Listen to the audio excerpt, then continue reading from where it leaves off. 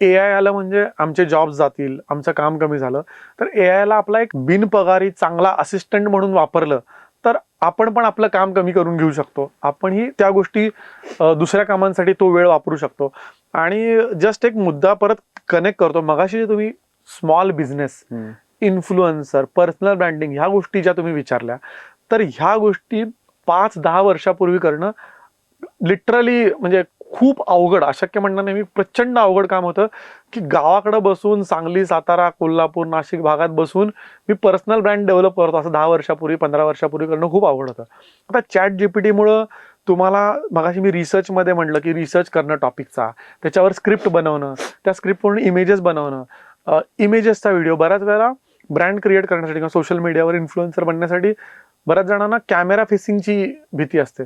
तर तुम्ही चॅट जीपीटीवर लिंबू मध पाणी पिण्याचे 10 फायदे असा एक आर्टिकल बनवलं, त्याचे काही इमेजेस बनवल्या, त्या इमेजेस टाकून त्याला मागं व्हॉइस ओव्हर पण ए आय वापरून दिला, त्याचं एडिटिंग पण तुम्ही एखाद्या ए आय टूलमध्ये केलं, हे सगळं करून त्याचं कॅप्शन, त्याचं टायटल, त्याचं डिस्क्रिप्शन हे पण ए आय वापरून हे केलं, त्याचा एक थंबनेल ए आय वापरून बनवला, सगळं ए आय वापरून बनवलं. आणि असं एखादं चॅनल जरी चालू केलं तरी तुम्हाला त्याचा फायदा होऊ शकतो.